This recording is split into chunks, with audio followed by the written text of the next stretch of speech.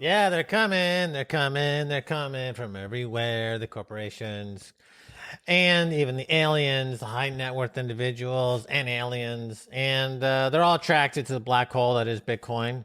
It's eating everything. Software ate everything, and then Bitcoin ate all the software. So it's the apex predator. It's the mother of all black holes. And it's God 2.0.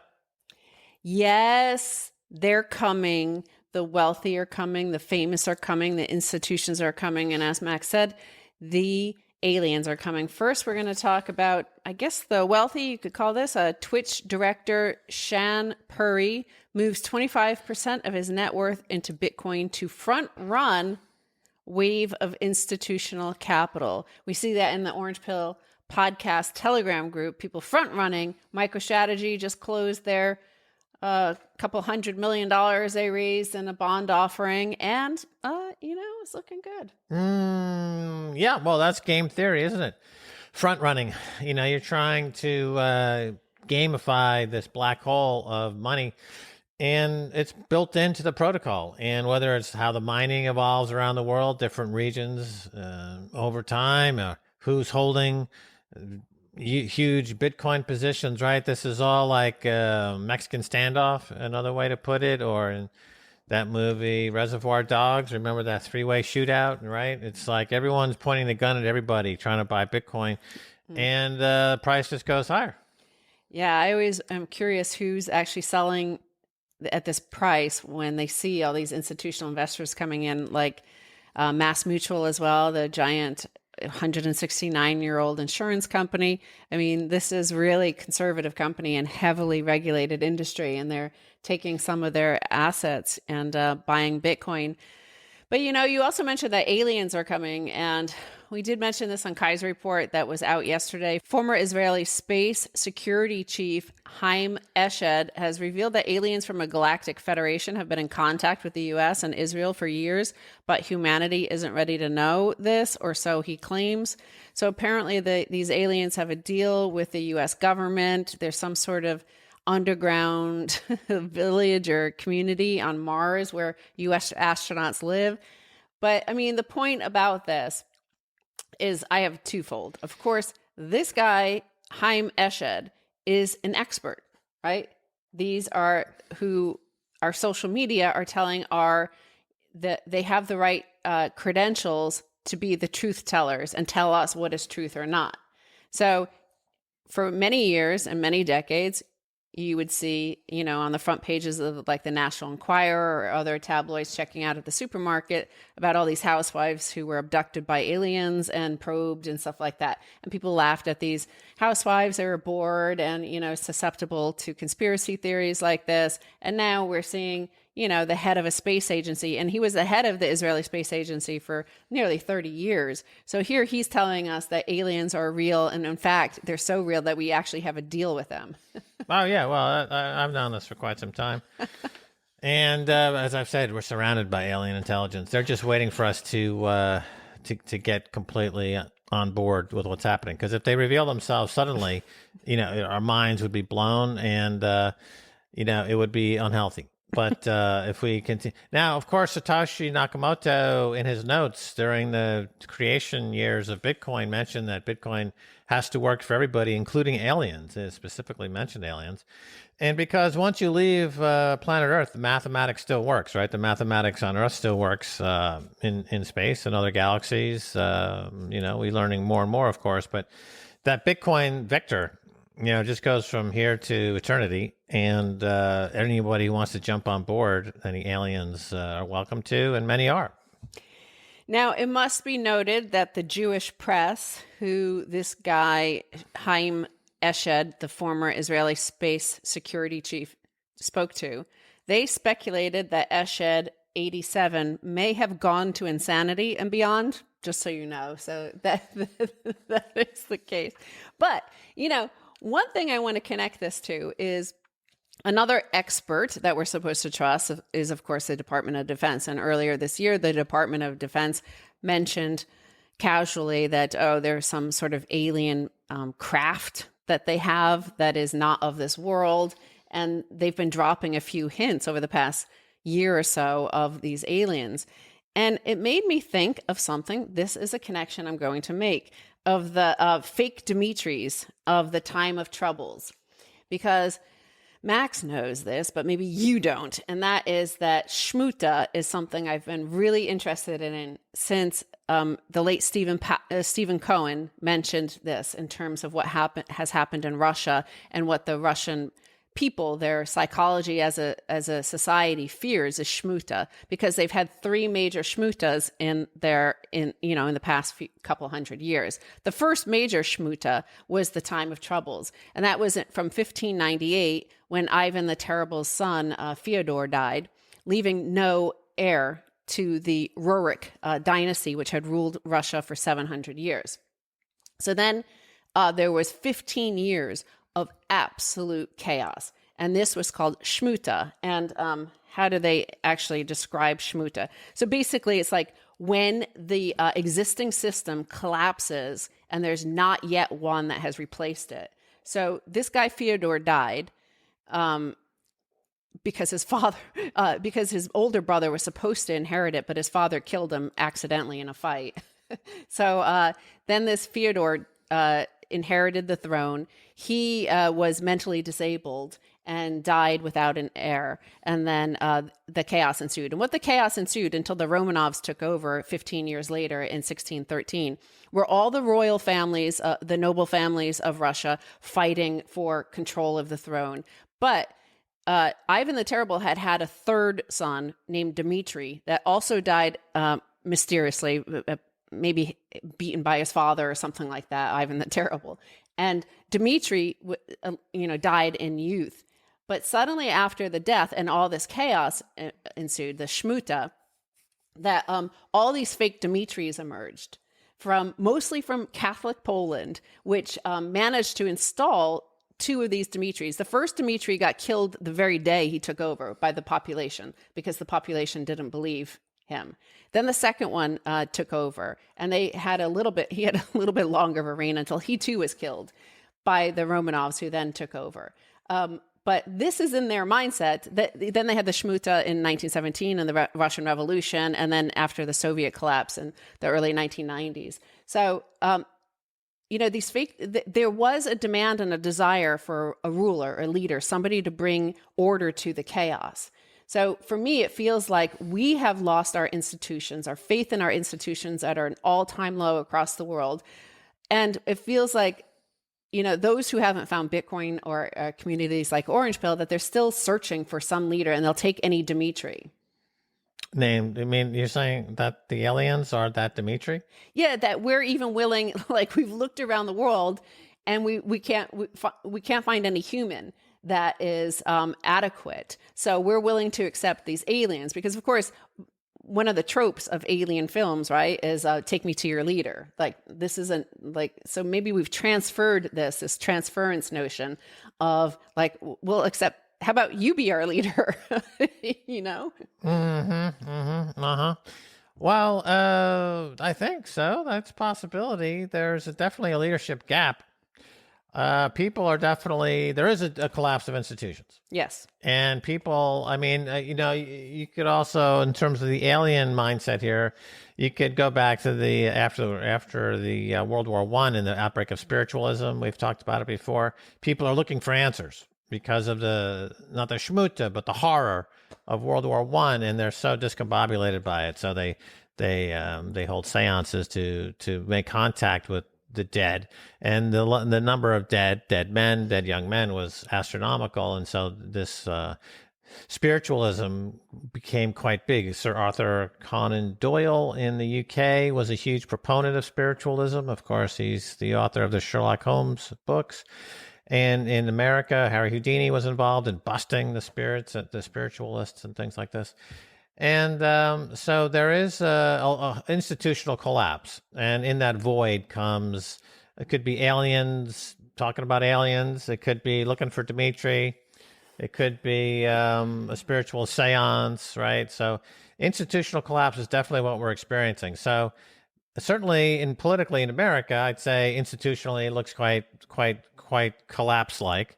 Over there in the UK where we used to live, you're heading into the Brexit deadline at the end of this month, and that looks kind of like institutions are collapsing. Certainly the EU and this relationship with the UK is collapsing, and then between England and Ireland and Northern Ireland, that looks all crazy. And around the world, you see this. So, but Bitcoin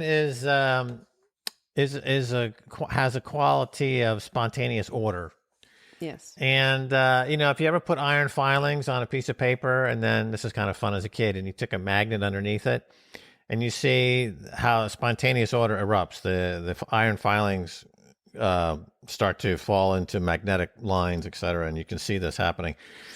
And that's what Bitcoin does. Bitcoin, you put it into any conversation or any institution or any bank or any corporation or any high net worth individual, and spontaneous order erupts. They're on the vector pointing toward Bitcoin maximalism.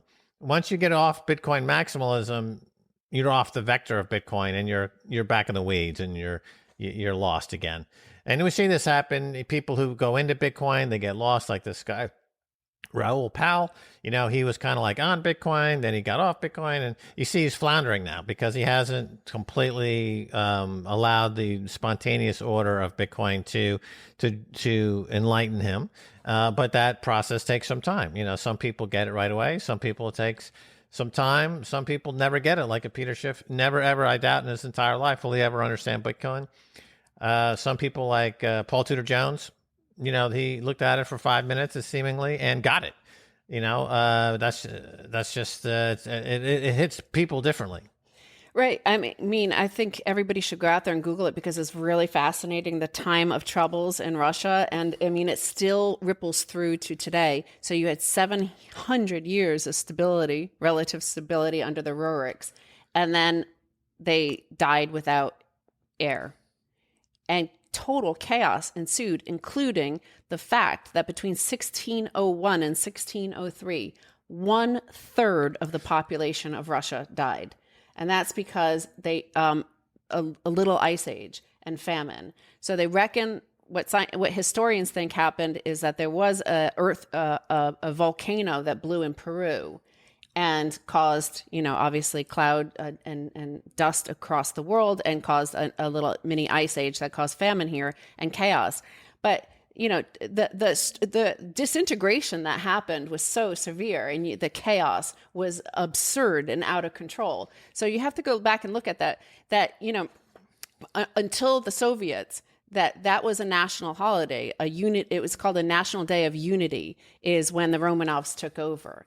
And Putin restored that holiday in 2005 as a national day of unity, a national holiday. So that this notion of Shmuta and wanting to end that chaos is in their DNA.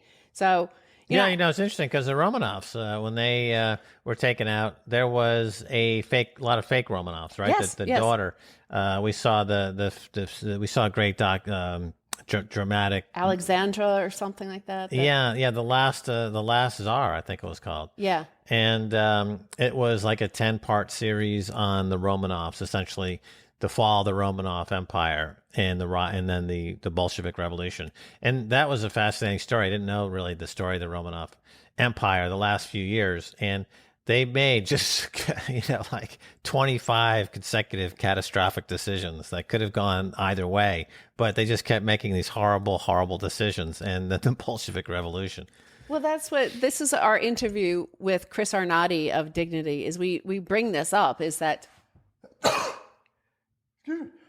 I'm so sorry. I'm so sorry. right.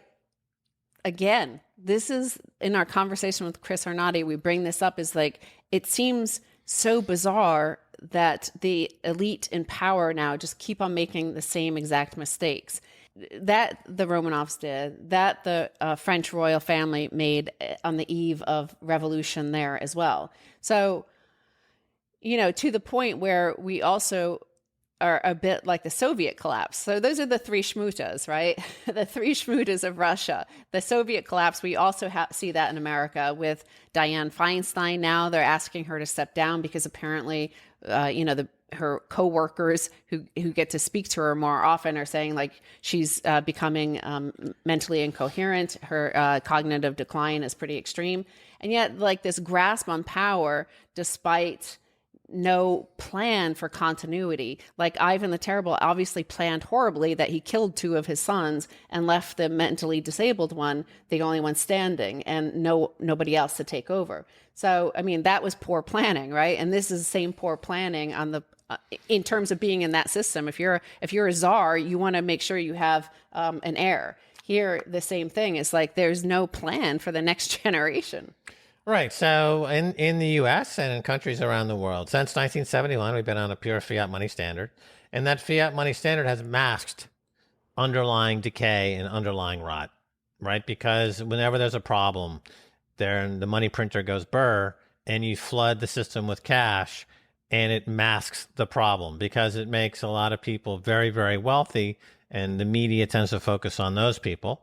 And with Chris Arnade, he's showing us the flip side of that policy. The money printing policy is not a victimless crime. It creates hundreds of millions around the world back into poverty. And this notion that capitalism, modern technology has lifted billions out of poverty, that was unsustainable because institutional collapse, the Shmuta of 2021, is going to put a billion or so right back into poverty because it was completely unsustainable. You can't do that with paper money. And the biggest collapse, I mean, our friend Dmitry Orlov of Club Orlov wrote The Collapse Gap, more than 10 years ago now, about how the U.S. and the Soviet Union collapsed for the same reasons, but the U.S. would come later and it would be, as he described it, from a higher floor crashing down. Because in the Soviet Union collapsed, they had basic institutions were functioning like public transportation was already free to begin with, and it was still free. It was rotten, but it was still workable to some degree. Public housing, people lived in their house, and it was state financed, and they still did. It was rotten, and it was horrible, but there was a base layer of continuity that was there. If not, it was horrible, but it was still continuing. In the U.S., I remember the story when oil was $147 a barrel. And people with these big SUVs were calling 911 in the middle of the desert and saying, I ran out of gas. What do I do? Like the U.S. is going to not deal with this institutional crisis and collapse well, because we've got one, maybe two generations now in America that have absolutely no idea of what it means to take care of yourself, right? They've been fed a steady diet of free money. If you're in that class, and that's a lot of people, that's, there's about 25 million millionaires in the U.S. So about 10% of the population, maybe 8% of the population are millionaires. And that's all because they were fortunate enough to have their buckets underneath the right faucet of the money printing organism. And when that stops, those people are going to be the least able to deal with it. At least the people who are, as again, Chris Arnade talking about people, they're already poor. So when you cut off the money supply, they'll still be poor, and the continuity for them won't be that much different. It'll still be rotten. But we still live in a society. All of us, we are all individual humans, and it doesn't matter. You live in some sort of society. It's a community, it's a village, it's a state, it's a city, it's a country. You still live in a village, and we have some sort of innate human instinct for when these things are happening. So look what I just said, these three Shmutas, what happened in the first one in Russia. Fyodor, the son of Ivan the Terrible, died without issuance. But the people seemed to know it before. Like, he clearly had no child. He was clearly disabled. And what was the plan, Stan? Then we saw the Romanovs. Same thing with Tsar Nicholas. He had no son, right? He had his one son, and he tried to hide the fact that he was a hemophiliac and he wouldn't live very long. But they didn't know what to do. They kept it from the people, but the people sensed it. There was a sense of the noble class was already speaking in their salons about the fact that his son was a hemophiliac and wouldn't live. And then, of course, with the Soviets, they were like 80, 90 years old, all these guys running it. And there was no future, obviously, for that, the organizing principle and institution of the economy and society. So we kind of have that now as well. There's a sense of, I think that's why the partisan battle is getting so extreme, because they know there's not much time left. So you might as well, get your hands on the reins of power while you can. Just like what happened in that first period of the time of troubles, is like there were all these people piling in, trying to claim the throne and get to plunder, essentially, or rule the nation. Well, I would posit, I've said this after 9/11, there was a scramble by the ruling elite to grab as much money and capital as possible because they feared the end was nigh. Well, it was, because I believe it started right before that. We saw the end of Glass-Steagall, the repeal of Glass-Steagall. We saw the introduction of the Commodities Futures Modernization Act. So they already, started building up the weaponry to plunder the nation. They also, introduced WTO. China to the WTO happened a month after 9/11. So, they were getting ready for that. And the 2008 crisis was a liquidity crisis, because a lot of the liquidity had been removed from the system after 9/11 and stored offshore. We know that the offshore blob of capital is $25 to $27 trillion. And a lot of that happened after 9/11 from people saying, I don't want to play anymore. I'm just going to go offshore, and you can fight it out amongst yourselves. Right. And it's a good time to go to Chris Arnade, of the author of Dignity. All right, Max. Well, I am super excited for this guest. We have Chris Arnade, author of Dignity, Seeking Respect in Back Row America. And, this is a book that is just so shocking in how amazing it is and how necessary it is. You set out in 2011, when the journey might not have been so obvious then, the necessity for it. Whereas we cut to 2016 and beyond, and what we see is that there's a huge divide in America between what you call the front row and the back row America, between those who have received university educations and those who haven't, those in the Rust Belt and the flyover states of America, and the elites on the coast. I know you might not know us, so Max and I are both from, he's from Westchester County, I'm from Connecticut. You're a former Citibank bond trader and a physicist. I think you're the third of our 19 guests who is actually a physicist. So I don't know what that says about us, but, tell us about this journey of the word dignity. Why did you choose that word dignity? Well, first of all, thank you. This because it's what I basically think is hopefully comes across as the book of what I found over these the 8 years and 350,000 miles I put on my car of kind of spending time in places, as you said, flyover states, but also in left behind communities on the East Coast, so places like the Bronx, places like West Baltimore, Washington D.C., Bridgeport, Connecticut, places that are left behind but are physically close to wealthy neighborhoods and well-off neighborhoods. But the thing that I wanted to get across was that part of the frustration of people in these communities is humiliation, which is in some senses the opposite of dignity, and that explains a lot of their frustrations, their anger, their reckless behavior, perhaps, is the feeling of being humiliated. And of course, the flip side of that is that I also did find dignity. I found an attempt by many people to live dignified lives, and in fact do live dignified lives.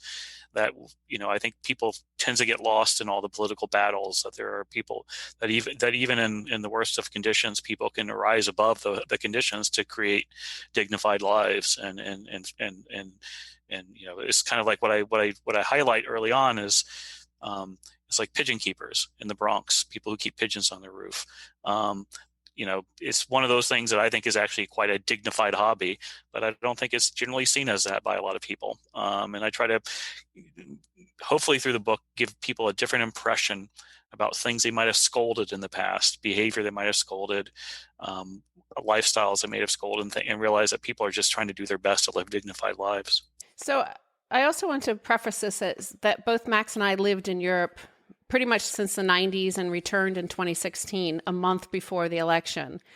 And when you talk about humiliation and these people across America, tens of millions of Americans who have been humiliated by the process of globalization and deindustrialization that's happened across huge swathes of America, and they've been abandoned. But the thing that really stood out to me in this 2016 aftermath was that Hillary herself and the Democratic Party seemed utterly humiliated, and they lashed out with such a ferocity that it's hard to even it was like a gut punch watching them. Like when Hillary, first she had called them deplorables before she lost, but after she lost, she went on and talked about how they were losers and the people who voted for her were winners. And then a lot of the Democrats on the media were showing these maps of the opioid overdose areas, and those loser areas voted for Trump, and this viciousness of the elite ruling class. And the left wing hasn't always been the cultural ruling class. We, all three of us here, grew up when it was the right wing and the more Republican side, the conservative side, that were the elite in terms of culture. But where does that go? Like that it seems like there's this drive to humiliate these people even further. You're losers, you're opioid addicts, you're overdosing, your death rate is so high. Like, what did you see that should contradict that view that they have? I think one of the things I came at this project from the political left, from a lifetime in the political left. And as you said, I grew up in a time when the cultural scolds were the right. And that's partially why I was on the political left. But one of the things that really frustrated me during my project was as I was doing this, and one of the things, to some degree I got notoriety and how I kind of was saying that I thought Trump could win back in 2015, 2016, when I was seeing, the anger and the frustration of in much of America, and also it's not so much that people were voting as they just didn't care. But I was really insulted and found it to be really depressing to see people within my party stigmatize large groups of people. One of the things, especially people who didn't have a lot of privilege, those people I was spending with didn't have a lot of privilege. I'm spending times with people who don't. One of the things I think is very uncomfortable for us on the left, I say myself on the left, but is to recognize that when you have a lot of education, you have privilege. And it's something it's one of the hardest things and I get a lot of pushback from this. Is it's not just about money; it's about cultural capital. It's about how much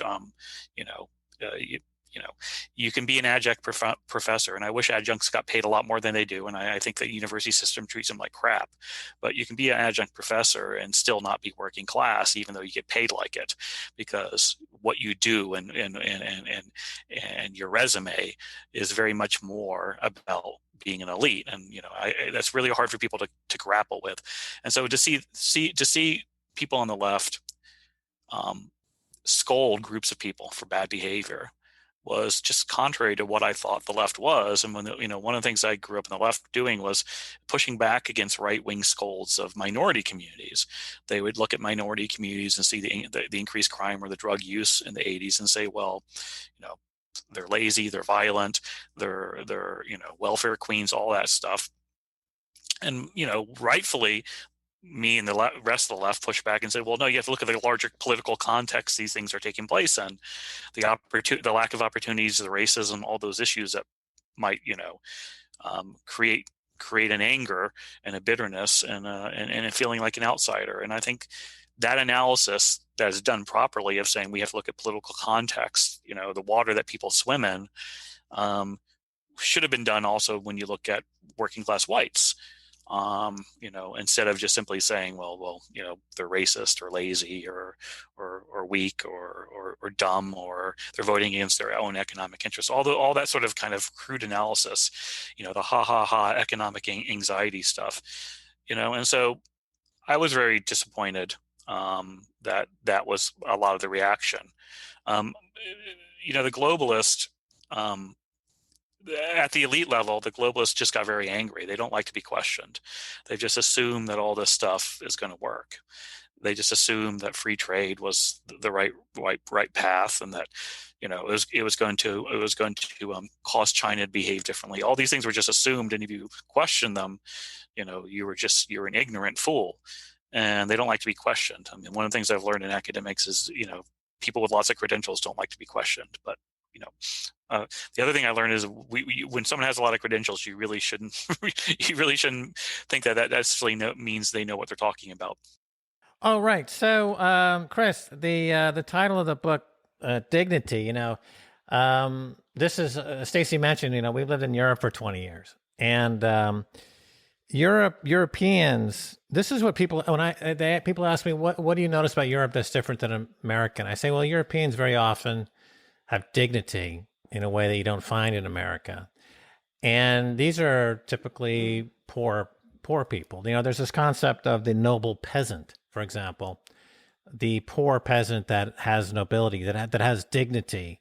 And what I think is at issue here in part is that America has kind of slipped back into an aristocracy and a monarchy. And we've lost a lot of the egalitarianism that we had once. And I think Americans don't seem to, they're coming to terms with the fact that we have a permanent peasant class now in America. And that's not going to change anytime soon. And this is what I got from the word dignity, because it's, the economics are not going to change. So there's not going to be any, the upward mobility has been shattered. It's not coming back. But in these neighborhoods, we do find dignity, and dignity is certainly worthwhile, and that's, I think that is going to be a huge transition for Americans going forward, especially after COVID and everything that's happening now, is to get used to the fact that they're peasants. This is not going to change, because we've brought back the aristocracy in effect. And, do you think that's a valid argument, really? And is that part of what you found on your journey?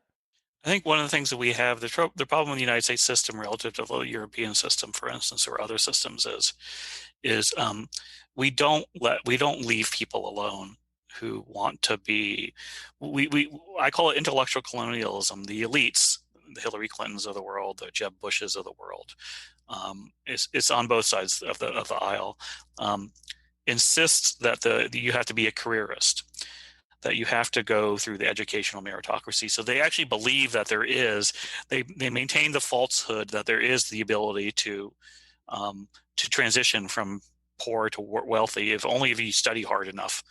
But it's a very closed-minded mindset about what you have to do to be an elite. You have to be like them. You have to go through the same colleges they went through.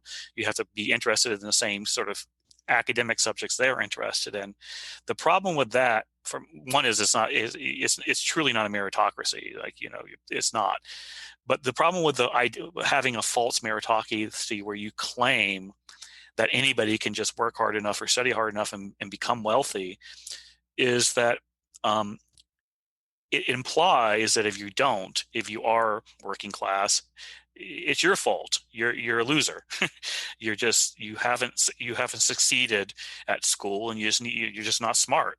And so it's really a awful implication, and so it doesn't allow people just to live dignified lives, because it's claiming that you failed and that's your fault for being, quote, a peasant or a plebe or working class, and that you should, and the way you live is icky. You know, I often say jokingly that, and I'm not sure it's a joke, that monarchies in some senses were better because at least they gave peasants and the plebes the excuse to say, look, man, it's not my fault. I can live a dignified life, and I'm allowed to live this life without thinking it's my fault. I'm allowed to create a culture that is mine. And whereas in the United States, you're always supposed to be hustling to get ahead, always supposed to be hustling to get ahead, always. So you're just not allowed to sit there and exist in your own cultural framework. So I think, it's like when you hear about the dignity of work, a lot of politicians talk about. I wrote a piece saying that I think Europeans understand it better, that some people are just doing work to get by because they want other things in their life. They don't value, they want to, be the best church member. They want to be the best football player. They want to be the best, pickup football player. They want to be the best. They don't want to be defined by their work. And I think in the United States, we define people by their work. And I think that makes it very hard to live the European life. Actually, that brings to the fore this situation with COVID is the highest remunerated of us, the most elite of us. We weren't essential, right? None of us were essential. That's exactly right. We could all work from home. And who did everything rely on? I mean, the meat packers were forced by the president to go to the work.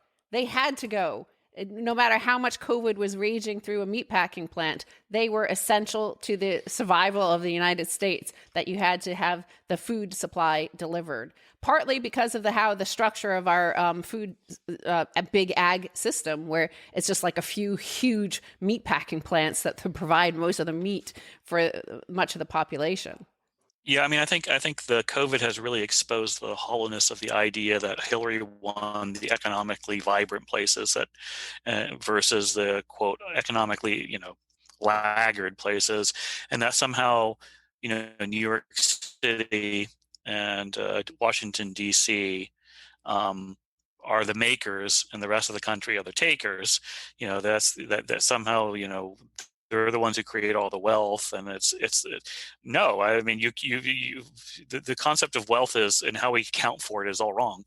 The people who actually, you can't live in New York City as a banker and be successful without the people working the chicken farms, and the people laying power lines, and all, quote, the essential workers that couldn't do Zoom work. So I think it's really exposed the hollowness of that argument. I mean, I could see it on my own Facebook page. Most people come from families that are all one party, a single party, and all their friends are a single party, and blah, blah, blah. But I have the advantage of having like half of my family are Republican. And I have to say, all of them had to work. Every single one of them. They're on like nurses, policemen. They were going to work from day one through this pandemic, where all of my Democratic friends from college, university, and working in Hollywood and stuff, they were all like posting their beautiful photos of their beautiful meals at home and doing all this work at home. There was a huge contrast between the two. But the thing, as you said, the thing that really got me angry was all my friends living at large, because they could work from home. They were, like, as we were heading towards this election, calling the other side fascists, Nazis, like genuinely horrifying language that they were using beyond just deplorable. It was the level of calling them fascists that, we know what World War II was fought over. You kill fascists, right? So when they were escalating it to this sort of level of that divide between these two Americas, where I was watching all my Republican family have to work, forced to go to work in this middle of this scary pandemic, it just felt very jarring. And I'm not sure, like, I don't see any sense right now other than say like your book, where you just go and talk to these people. Just talking is a remarkable way to find common humanity. Yeah, just to follow up on that. So during the Depression, of course, there were a series of photos that came out that showed life in America extremely harsh, the Depression and the Dust Bowl. Those photos, in large part, led to an outrage by society and ultimately the New Deal. Now, you've got this book, Dignity, and you're exposing what happened. And, the American culture and the American economy has been strip mined, essentially, through NAFTA, through the Glass-Steagall being repealed, through they letting China in as they did with the terms that they did and shipping all the jobs overseas. So you're showing this. Is your book getting any traction in the halls of power? Are people looking at this and they're saying, I am outraged by what I see? Or has the American system now become inured to this type of human suffering at this point? What's been the experience? Stunningly to me, the only politicians who've paid attention have been on the right. And believe me, as somebody who had Democratic Party club meetings, in my house growing up, that's been kind of shocking to me. Is that it has gotten, the people, the GOP has reached out to me. Multiple people within the GOP have reached out to me, and I've reached out to multiple people in the Democratic Party, and I've only recently, only one person in the Democrats has come back and said something positive about my book, whereas I've gotten a lot of accolades from the right, and part of the reason I'm also frustrated with that is because, as you know, half my book is set in minority communities. It's not just about Trump voters. It's about people who didn't vote. It's about people who voted for Hillary. It's about people who voted for Biden. It's about, the entire country. And so it's a bit odd it's been a bit frustrating to me. I think one of the things I've learned through all my careers, and now I've had 3 basic careers: banking, academics, and then journalism, I guess, or photography or writing, is that people in power don't give up power. They just don't. They don't admit they're wrong. They just kind of shrug. Maybe if they're clever, they'll triangulate and buy off opposition. But I don't see. They'll make some symbolic gestures, but unless I'm pretty negative. One of the analyses I've made a long time ago, 10 years ago or 8 years ago, that's unfortunately becoming true, is the idea. You talk about Europe versus America, but my experiences growing up were very much Latin America. It's where my dad's focused, and it's what I know best from work. I feel like very much we're becoming a third world country of Latin America politically, meaning we demonize the opposition. We have 2 groups of elites fighting each other, using working class as warriors, symbolic warriors, and in this case voters. And then we just when one party gets in power, they just basically use it for vengeance, for extracting revenge on the opposition. And that's very much what if you look at Argentina, or you look at Bolivia, or you look at Venezuela, or you look at Peru, that's always kind of the framework there. Is you just get these where you kind of dehumanize the opponent and their supporters. And so, as Stacy pointed out, that's what your Facebook feed was, people dehumanize the right does it to the left. So I'm not saying it's just the left, but the left doing it to the right is especially frustrating, since given that it's the party I've been affiliated with, and also it's not something that I thought we did. Certainly we didn't do 30 years ago, 40 years ago. Right. So we're describing the situation as America turning into a third world country. Both parties are completely dysfunctional. We know that the jobs have been shipped overseas. We know that even the ability to create programs like they did during the 30s is exhausted, because the money printing has been so, as you know, as a former banker, the U.S. dollar is now at risk of collapsing. So that's not going to work either. Let me ask you this. You are looking at 2 sides of a dysfunctional economy and political system, and you're interacting with those who are having the hardest time with this. and as you say, the back row. How do you, what is your mindset going through this? Because it would seem that you, like a psychiatrist, almost exposing yourself to a lot of things, and there's this concept of the transference. The psychiatrist it becomes is exposing himself to a lot of different things. Chris, you're in the middle of a huge cauldron of all kinds of negative forces. I think is accurate to describe it. How do you navigate through that? Where do you go through that? How do you move through that? At a personal level, I mean, it's been very helpful to have a very supportive family. I will admit to having gone through a period of drinking too much as a way to partly deal. You know, but I kind of transitioned out of that.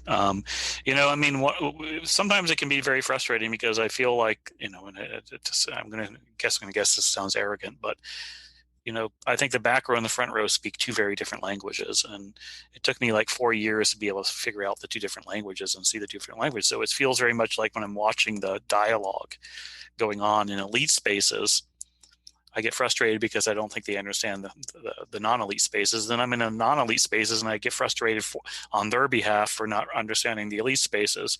So it's kind of very frustrating in the sense that I feel like I have no real home anymore.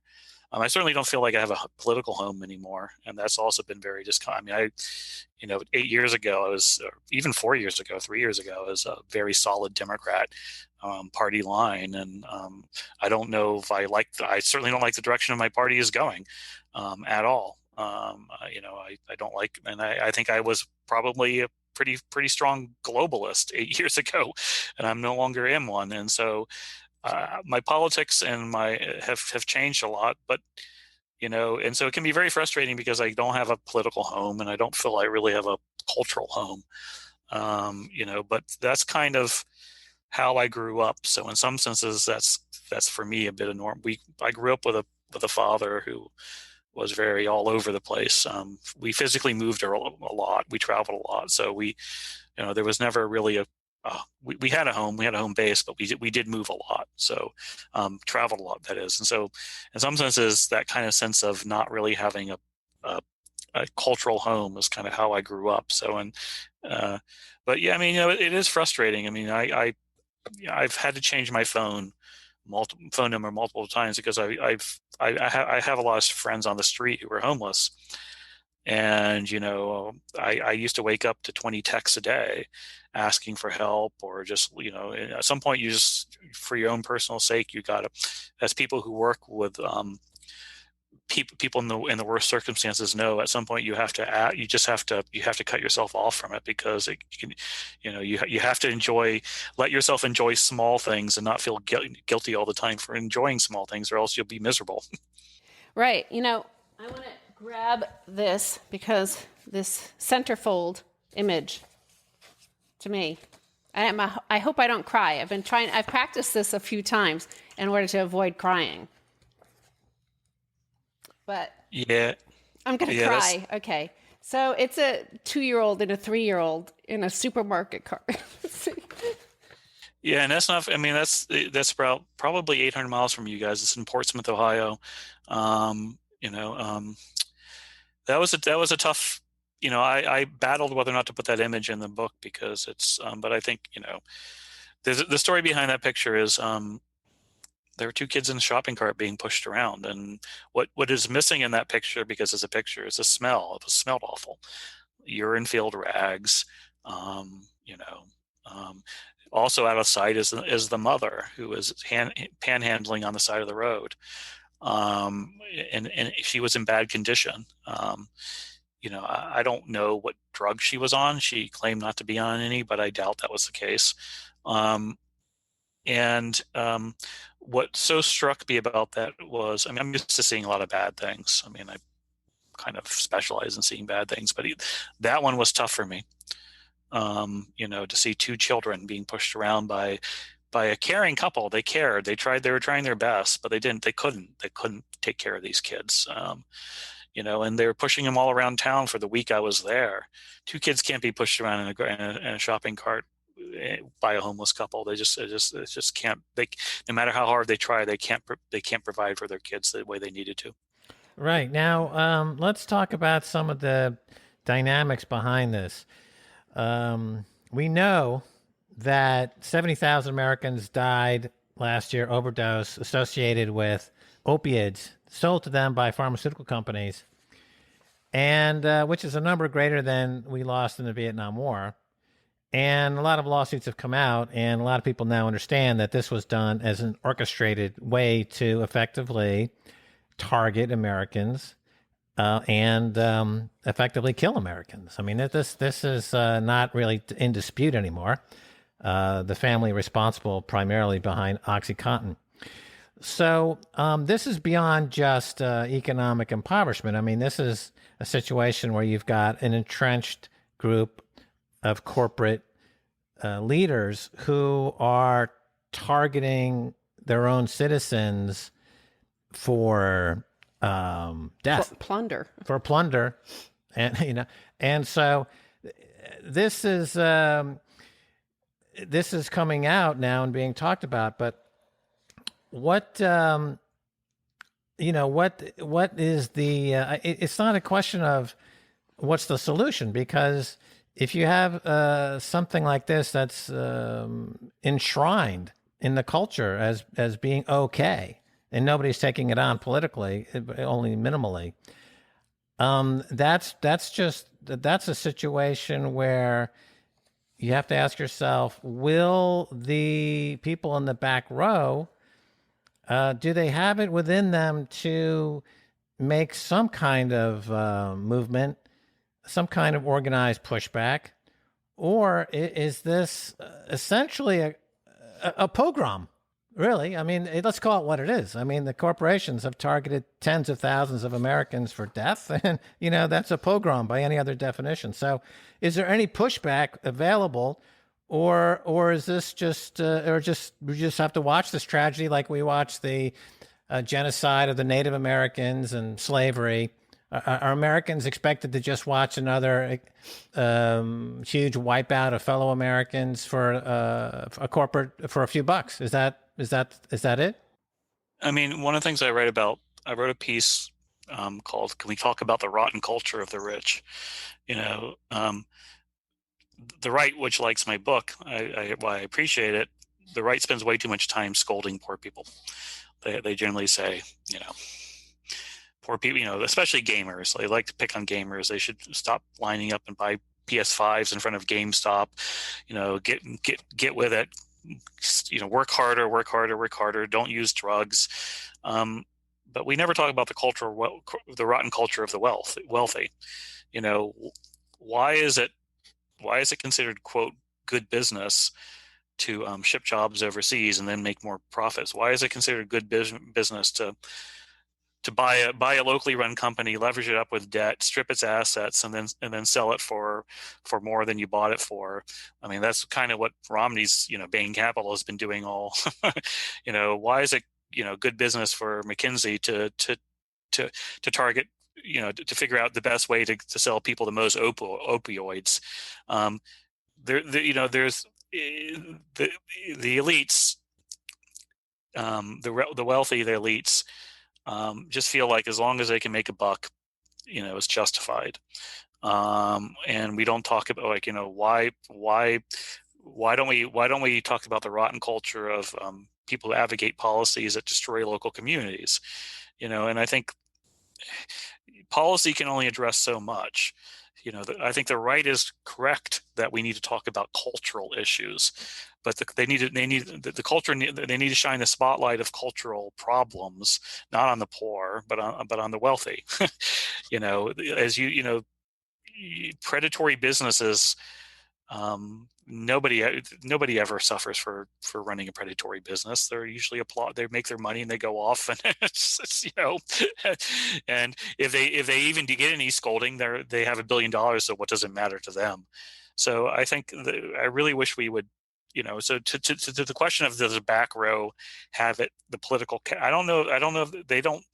All they got is their vote, unfortunately, and they don't have the cultural capital When they do speak up, they're called. They're the old trope is that they don't know their station in life. You're trying to act all arrogant, and if you talk on their behalf, then you're a hypocrite because you're a wealthy person advocating for less wealthy people. So the elites have given this great way of silencing the working class from ever talking. They don't know the right language to use, and so they don't give them a platform. And they won't let anybody speak on their behalf, because if anybody speaks on their behalf, they're a hypocrite. So I'm pretty, one of the first pieces I wrote back in probably 2013 or 2014 was, the wealthy make mistakes and the poor go to jail. And I think that analysis still holds. I want to pick up on that because, what you're describing there, we saw the same situation on the eve of the Russian Revolution as the French Revolution. We had an elite totally detached from what was going on for the majority of the population. The majority of the population had no agency at all, they didn't touch. The elite lived in their own circle, their own bubble that didn't need these peasants. And we know how it ended up for them. But, in terms of this idea of mistakes, I mean, this has accelerated this situation to me, because the banks, Citibank being one of them, made many, many, many mistakes that led to the 2008 financial collapse. They made mistakes and they got bailed out. Trillions of dollars, trillions and trillions and trillions came to their rescue. These people who live in parts of Ohio or Iowa or Pennsylvania or here in North Carolina or the Bronx, they make a mistake and they end up homeless. I mean, these are small mistakes. Some of these, young guys, 18 years old, get caught selling some drugs and they have a felony record and can never get a job for the rest of their lives. I mean, it's the difference is so stark. I just think it will end up either like we just become pure banana republic for the next few decades and China runs off with everything and continue to advance and do us in terms of high tech and stuff like that. Or like there has to be some sort of reckoning, because that can't exist. You can't have little babies being pushed around in shopping carts in the allegedly wealthiest nation on earth. Yeah, I think we're going to be banana republic for a while. One of the things I still have a lot of front row friends. I'm still an elite. I still traffic in that circle. I mean, I'm friends with, I have a rule of thumb that I'm friends with almost everybody. I don't cut my friends off, people who disagree with me. So I have a lot of banker friends, who are not necessarily happy with my book or my whatever, but we stay friends. One of the things I tell them is, my quote elite friends is, you guys got to change. Or change, you either change or else change is going to be forced on you. And you're going to much prefer, it's going to be much less, I much prefer you changing instead of change being forced on you. I don't want to romanticize the back row here. If they force change, it's not going to be pretty. It's going to be ugly. So, for their own sake and for the elite's sake, I hope the country comes to.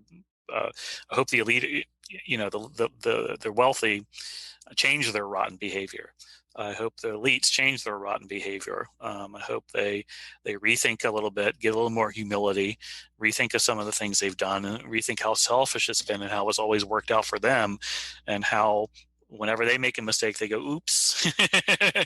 But then they throw out everybody else in jail who makes a mistake. I mean, it's just an awful system. It's hard to have done my project and not come away kind of to be very, very cynical about our system and very bitter at some level, because it's not, we don't run a fair country. We just don't. And, it's really depressing. And I think we all kind of just do our best to forget how unfair it is, because if you're successful, it's really easy to forget that. And we're all roughly of the same age, I think. And I'm 55. I can tell you that one of the biggest changes in my lifetime is that it's very easy now to not deal with other people. and I make a real effort to deal with other people. But growing up, I had to deal with other people. I just had to.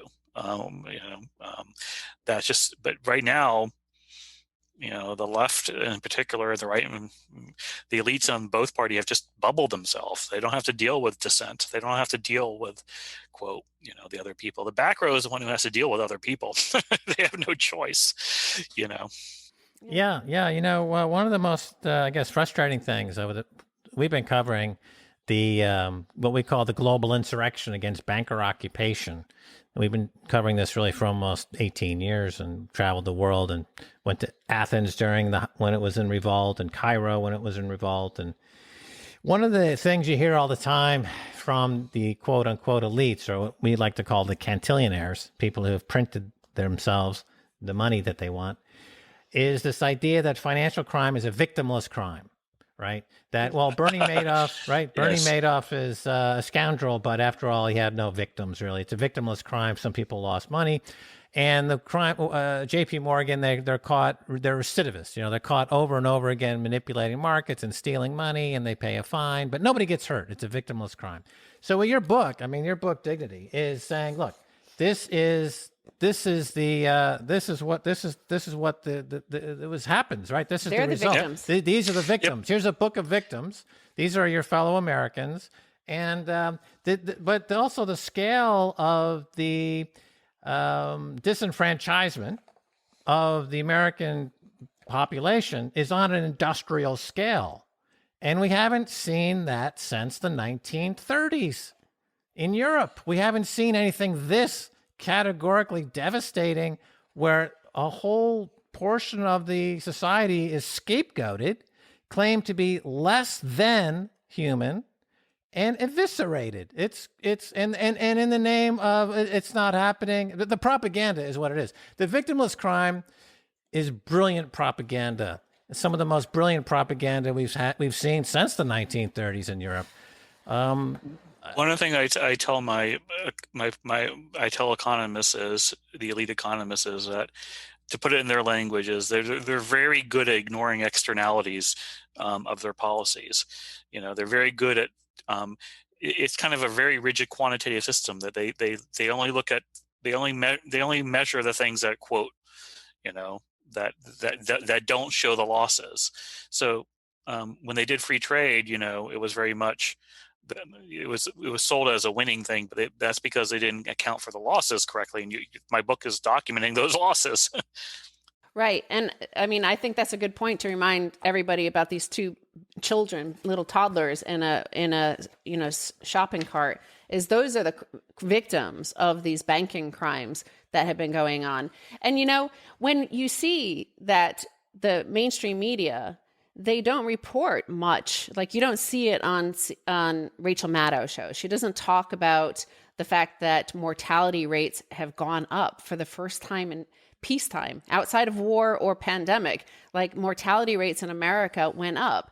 That happened in the Soviet Union when it collapsed. There was a huge increase in mortality as people drank themselves to death. Why? Because the institutions disappeared overnight. The entire fabric of your society and economy disappeared overnight. And this is what seems to have happened in America. We had, a combination of NAFTA, then, repeal of Glass-Steagall, Commodity Futures Modernization Act, legalizing the strip mining through derivatives of the entire economy. We had China into the WTO on, favored nation status, and they got to pretend that they're like a developing nation still. So, I mean, those were choices that were made, but it was like a collapse of our institutions. It was exactly the collapse of our institutions. What we collapsed was community health. So someone who reviewed my book wrote a line that I wish I had written, which is that our public policy, our economic system is not conducive to local community health, and that's exactly right. It's everything that you just labeled. All the things you listed have been bad for local community health and community health, and they don't care because they don't see those victims because they've removed themselves from it. One of the most frustrating things is they don't even have to get out of the Acela corridor. Just get off the Acela. Like, part of my project started in Hunts Point, which is 15 minutes away from Upper East Side. Like, but yet nobody in the Upper West Side will go to Hunts Point. Like, it can be out of sight, out of mind. Those are the victims, but they don't. It's not just flyover. It's just people they drive past. It's just one of the things that always I think the left has to grapple with is that their cities are some of the most unequal cities there are. Like, I mean, you want inequality, go New York City, man. You want inequality, Washington, D.C. You want inequality, L.A. You want inequality, San Francisco. Like, that's the hypocrisy that you can have these people whose stated claim is to work on behalf of people they treat like shit, actually. Yeah, that's evident. That's been I think one of the most interesting aspects of the 2016 election was how the left reacted to the vote of 2016. And they really revealed a deep streak of cynicism and corporate favoritism. The veneer of being representative of the values of the community was stripped completely away. So that's been laid bare. So much that people are now looking at the right and saying, Jesus, they're not that bad, as bad as the left. That's how much the left have messed up their reputation by revealing what is at the core of their value system. So now, kind of going forward here. So, you again, I'm curious on the personal side. You dive into this issue, and you're writing about it. But the book, it's not an essay. It's a work of art, right? You're a photographer. You're an artist. You're a writer. And throughout history, during whether it could be the plague years or the revolution years or the war years, artists emerge, right? Art has always been a way for individuals to claim their individual sovereignty. And is that, am I right in saying that this is something that this is a personal expression of yours as a way to try to stay sane in what you're viewing out there as being insane? And is that something that we should be talking to people who are listening to this, that there is no such thing as the ultimate despair? There is always a moment when as long as we have some sanity and another breath to take, we can artistically express ourselves, and that's kind of a step toward creating a new reality for ourselves. Or is that too highfalutin? Is that too elitism in thinking? I mean, as you're talking, I'm trying to think. I mean, one of the things first of all, thank you about the photography. It was one of the things I'm very proud of is the photographs. And that's how the project started as a photo project, and became about words. One of the things what I try to do in my photos is to give the reader a glimpse of the humanity of everybody. And I think art is a great way to remind people that even, this is what I love about the pigeon. And I have some pigeon keeper pictures in the book intentionally, because it's a great way to remind people that both between, like, one of the things I found when I got to Hunts Point was both the pigeon keepers and the guys who make Schwinn bikes. If you know what Schwinn bike is, because you're roughly my age, but they were the things you bought in Sears catalog that elites have moved beyond. But they're turned into works of art by people, who literally take them from the garbage and celebrate them. So there's Schwinn bike clubs, there's pigeon. You can make art from whatever, and that's the way to kind of elevate your life, no matter, it's the way to literally take junk of other people and turn it into art. I mean, that to me is such a really powerful thing about such a powerful statement. Back to this idea of dignity, right? Yeah, and wherever you go around the world, you see this expression of dignity, that people have dignity. It's an inalienable quality of the person, and it cannot be stripped away. That's right. And so in that sense, I'm hopeful, because I'm very cynical about the political system we operate, but I'm very hopeful about people, because people are resilient. Before before COVID, I was, spending a lot of time in Jakarta, and the kampungs of Jakarta, which are very poor, open sewers, tin shacks. But, there's art there. There's people making art. There's people forming communities, and the resilience of people is very, very powerful. So, to the degree I'm optimistic, it's because people are good. At the individual level, they can really even deal with a shitty political system. They can still create art. They can still create dignity, and still have dignity. And I think that's kind of, hopefully, you go back to the personal side, why I kind of do this is those moments of recognizing the goodness in people, that doesn't get stamped out by the arrogance of our political system is kind of what keeps me going, and what I hopefully comes across at some level in the book. Right. And this is the book, Dignity, and it's amazing photos. You have just brilliant, looking straight into the camera. It doesn't matter. They're prostitutes, drug dealers, drug users, and they've, you see right into their humanity, and it's just wonderful. I love it. Thank you so much for being on Orange Pill. Yeah, thanks, Chris. Well, thank you very much for having me. Right. So really powerful stuff. It's a great book. It's great photos, powerful photos. Yeah, it's incredible work, really. And these aren't victimless crimes, no matter how many times you hear that being said, that's not true. It's it's a gut-wrenching destruction of 100 million people. And I like that point you made that, comparing it to the photographs of the Great Depression and the Dust Bowl, when that famous photographer went through and took obviously the most famous image is the woman with her children there, and looking hard scrabbled and rough. And today, whereas that back then, we were in a different time period, right? And a different population of people, how we felt as human beings with each other and our future.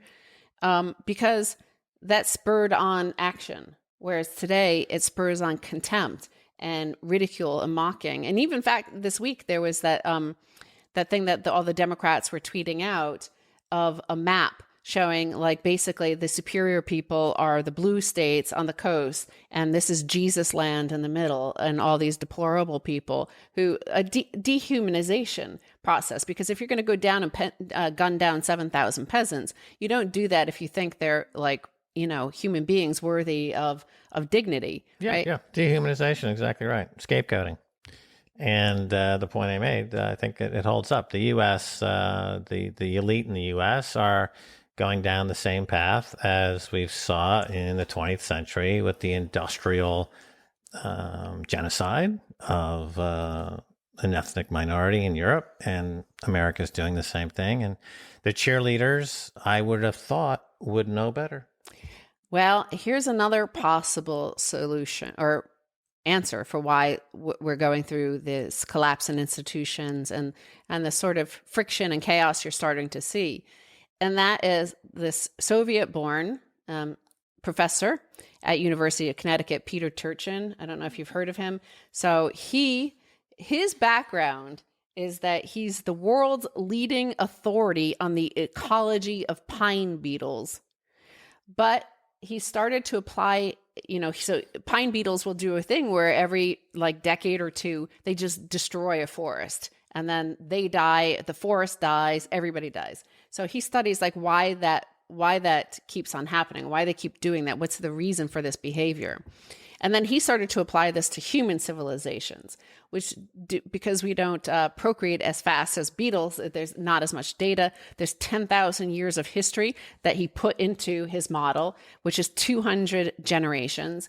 And what he has determined, and he predicted 10 years ago, he predicted that in 2020, America would start to have a crisis. And why he said was that there was an overproduction of elites. There were too many elite people and not enough wealth or jobs, elite jobs.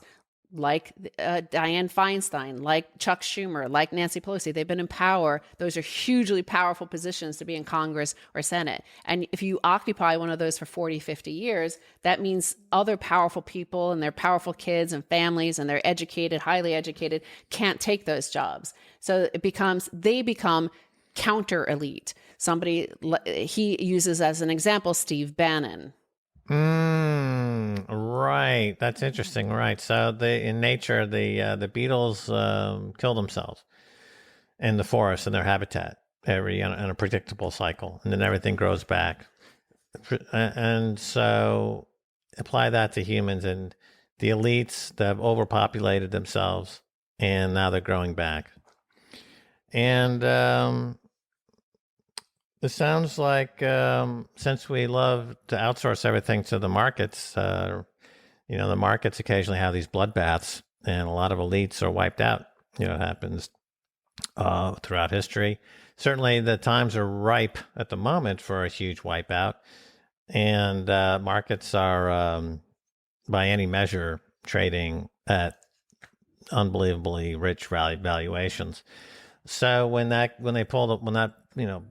plug gets pulled, then you'll have a wipeout, a lot big mess. Well, we had bigger ones like in the past. We started to get to this sort of point, and then Teddy Roosevelt was a trust buster, wiped out all these huge dynasties and their wealth. Then we had the Great Depression, and there was no Federal Reserve to rescue like we have today because there was still some linkage to gold back then. Then you had those jobs programs that equalized the wealth. And now, what he's saying is that there's just thousands.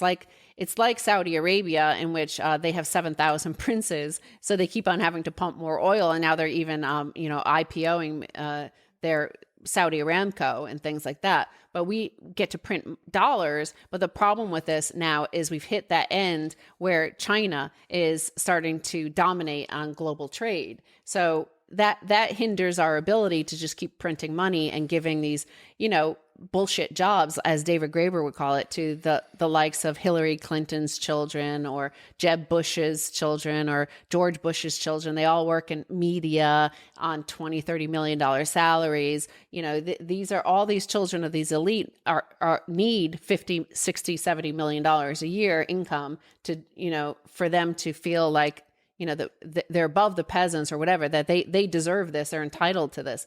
So because of the rise of China, I think, and the just sheer accumulation of debt, which is like the equivalent of the beetles eating all the trees, the leaves off the trees and destroying their own nourishment. Well, Satoshi gave us his only son, Bitcoin, and we're at Jesus 2.0.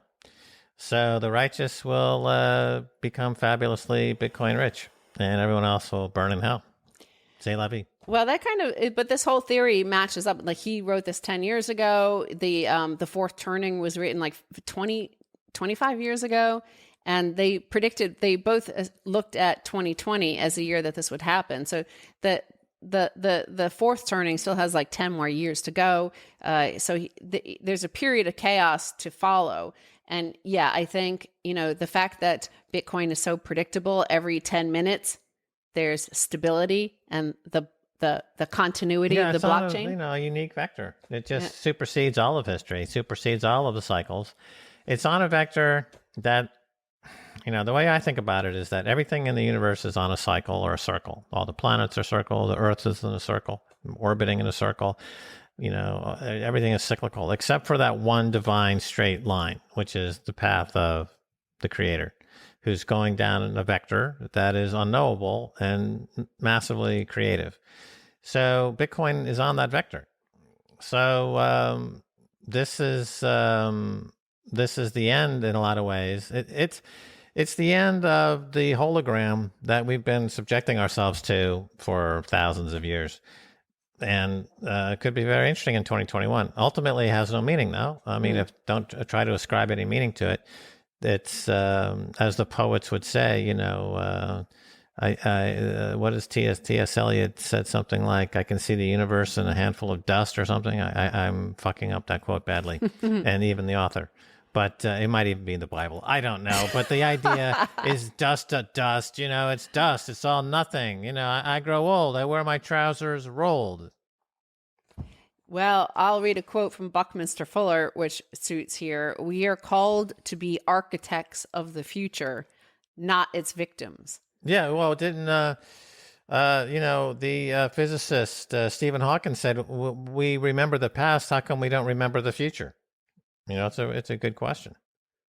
That's a good question. But in terms of this, yeah. So what we've been covering here in this episode of Orange Pill Podcast is that we do have 10,000 years of human history, and it's a lot of the chaos is about governance and governance models and who's governing and who wants to be governed.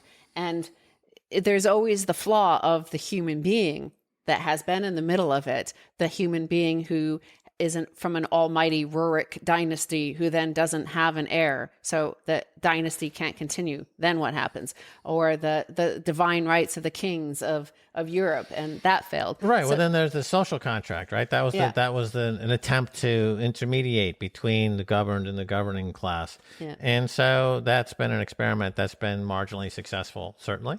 But that's been co-opted and corrupted. So we're back to the way it was in the Middle Ages. That's because, like what we were talked about with Nozomi Hayes, that there is no, there is still the human desire for, they didn't care. They wanted a Dmitry, any Dmitry that could possibly look like they were the son of Ivan the Terrible. Here, the same thing is like, they keep electing the same people over and over and over again. And sure, it's a bit of corruption of the gerrymandering and stuff like that they always get the same candidate. Nancy Pelosi's your only choice every year. There's no real choice.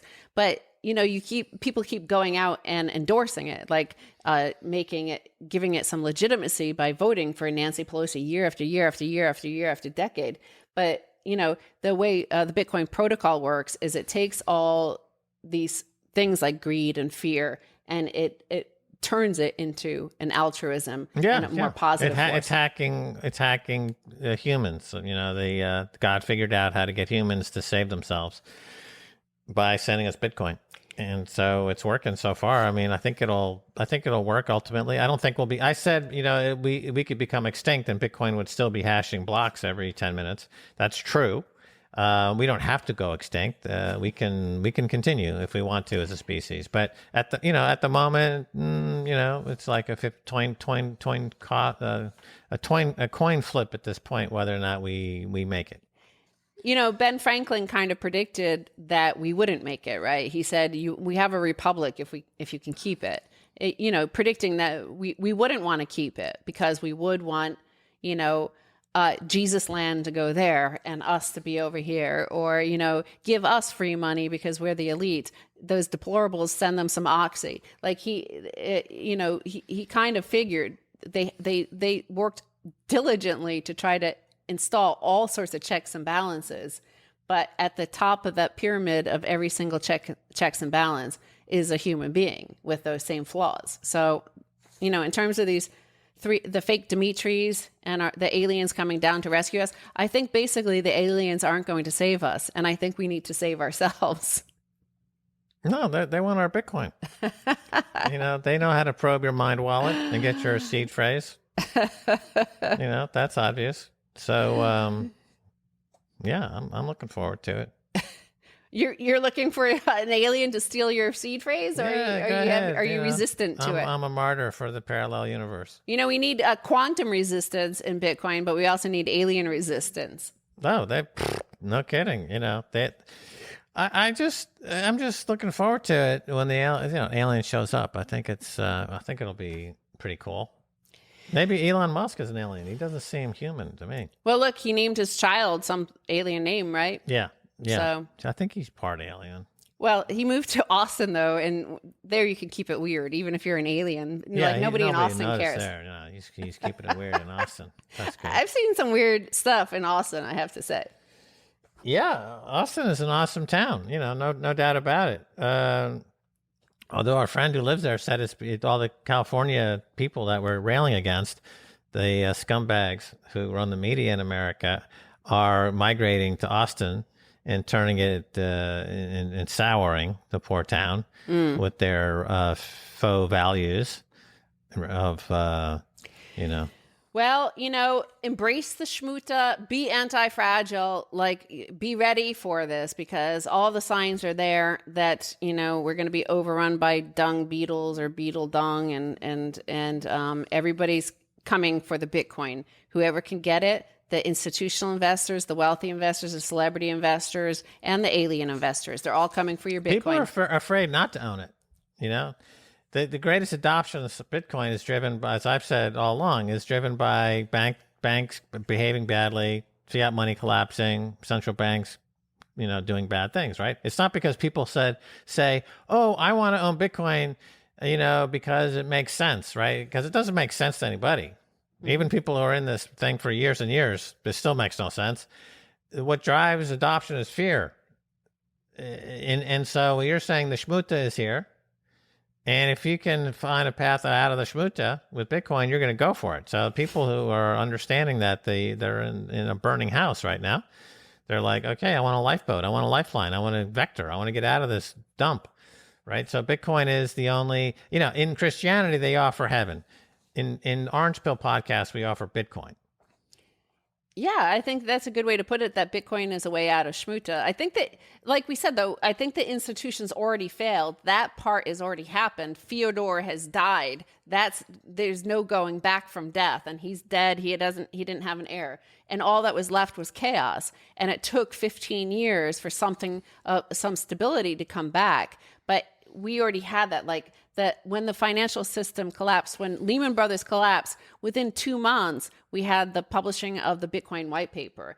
And 2 months after that, just 1 month after the first QE, we had the Bitcoin Genesis block. So, it was already there from the very beginning of this collapse of the financial system. The political system, I think those institutions collapsed in that 1999 to 2001 period when we did sell off all of it. We basically, the United States and its people were auctioned off on the block to the derivatives traders, the private equity plunderers, that it was gone. That's true, yeah. That's right. We were auctioned off. We were auctioned off, and but we're only, people are, it's just dawning on some people. They're only starting to recognize it, and it's a little bit too late. Well, I guess it's never too late. You could always, you could always throw them in jail, as has happened throughout all this history that we were talking about. Those fake Dmitrys didn't make it very far. They were installed into the Kremlin, and they lived there for a few hours and one for a few days. And the peasants, not the nobility, the peasants ripped them apart and beheaded them. Right. The advantage to those who are fighting against the scumbags is that the scumbags never see it coming because they're egomaniacal. Hubris, yeah. The hubris that makes them blind, and they can't hear. They don't. That's why, like Donald Trump, the reason he's effective is because he can really hear. He hears people, and he listens, and that's why he is successful the way he is. But people like other people in politics, they don't hear anything. The people in media, they don't hear anything. They talk, but they listen. They don't listen. So therefore, you can just walk up right behind them, and they're it's no problem because they're completely oblivious to everything. And that's I think we have to remember that at some point, if we get bored with these elite jackasses, we must fulfill John Locke's imperative. Well, I think the Queen of England still exists like this, right? Barack Obama is pushing his new book he wrote, and he mentions the Queen actually didn't seem upset at all that Michelle had touched her back, because there's some divine people that you must not touch, like you do every other person. Hey, how's it going? Do not touch the Queen. She touches you. And it's right. There are people that exist like that. But I know for a fact when she got back to her bedroom, she counted her necklaces. Probably. And one more thing I want to say, okay? You know what? Everybody's like this.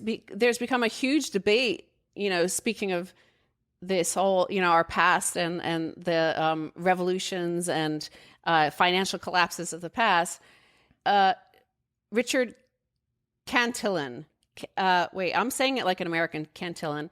An Irish person would say Cantillon, They pronounce, according to Geek Boy, it would be like the ON at the end of Cantillon would be like IN, Cantillon.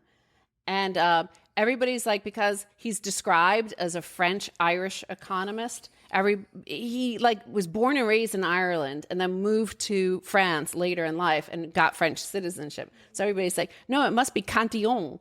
And you're like, well, then you're going to have to start pronouncing Paris, Paris. It's like you pronounce it the way you pronounce it. That's the way it is pronounced. It's Cantillon. Yeah, hell yeah. I would never do it any other way. This is like a big Bitcoin thing. Like people are saying like everybody's pronouncing it wrong in the Bitcoin community. It's like the guy's dead. It's pronounced how we pronounce it now. Yeah, so you're going with what pronunciation? Cantillon and cantillionaire. You add an extra, like there's a cantillionaire. Yeah, cantillionaire is the way I invented that term. Exactly. So I get to call how it's pronounced and how to spell it, just like I invented schwing. Oh, and I also want to note one thing. I learned something else new this week about Richard Cantillon, and that is that he was very wealthy because of John Law's Mississippi, venture, that fund. So he made a lot of money off that, unlike obviously everybody else who that when that Ponzi blew up, he was hounded for the rest of his life because of that, because people wanted their money back.